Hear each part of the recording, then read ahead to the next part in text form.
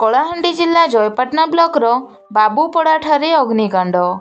ସନ୍ଦୀପ କୁମାର ପଣ୍ଡାଙ୍କ ଘରେ ଭଡ଼ା ରହୁଥିବା ଶିବ ସାହୁଙ୍କ ଘରେ ନିଆଁ ଲାଗିଥିବା ଜଣାପଡ଼ିଛି। ପରିବାରକୁ ପ୍ରତିପୋଷଣ କରିବା ପାଇଁ ଲଡୁ ଖଡୁ ତିଆରି କରୁଥିଲେ। ପ୍ରାୟ ରାତି 9ଟା ସମୟରେ ନିଆଁ ଲାଗି ଯାଇଥିଲା।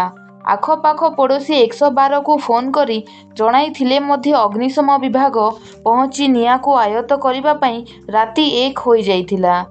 ଏଥିରେ ଶିବ ସାହୁଙ୍କ ପିନ୍ଧିଥିବା କପଡ଼ା ଛାଡ଼ିଦେଲେ ସମସ୍ତ ସାମଗ୍ରୀ ଜଳିଯାଇଛି।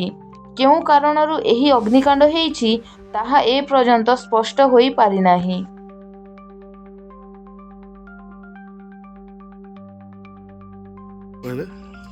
ଶିବ ସାହୁ।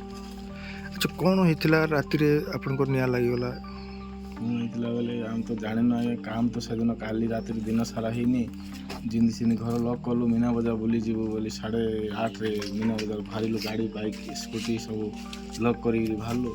ମୀନା ବଜାର ଜଷ୍ଟ ପହଞ୍ଚିଲୁ ନା ନାଇଁ ଘର ମାଲିକ ଫୋନ୍ କଲା, ଆଉ କାହିଁ ଯାଇଛୁ ଘରେ ଜୁଇ ଜଳିଲାଣି ବେଲେ। ଘରେ ଜୁଇ ଜଳିଲା କେନ୍ତା ଜଳିଲା, ଏବେ ତ ବନ୍ଦ କରି ଆସିଲୁ ନା। ଦୌଡ଼ି ଆସିଲାଠୁ ଘର ନିଆଁ ଲାଗିଲାଣି ନା, ଘର ହୁ ହୋଇ ଜଳୁଛି ନା। ତ ତୁରନ୍ତ ଫାୟାର ଷ୍ଟେସନ୍କୁ ଫୋନ୍ କଲାଠୁ ତାଙ୍କର 15-20 ମିନିଟ୍ ତାଙ୍କୁ ଟାଇମ୍ ଯାହା ବି ତ ଲାଗିବ। ସେଇ ହିସାବରେ ତାଙ୍କେ ଆଇଲାଠୁ ସିଲିଣ୍ଡର ଫୁଲ୍ ଗୋଟେ ସିଲିଣ୍ଡର ଥିଲା, ସିଲିଣ୍ଡର ଫାଟିଲା। ସିଲିଣ୍ଡର ଫାଟିକି ଲାଗିଲା, ଘର ଦ୍ୱାର ସବୁ ତ ଜଳିଲା। ଏବେ ତୁମର କେତେ ଖଣ୍ଡେ କ୍ଷତି ହେଇଛି?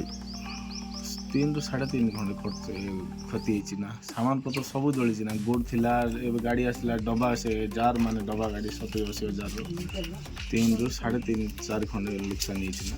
ଏଥିରେ କ'ଣ କରୁଥିଲେ ଘରେ?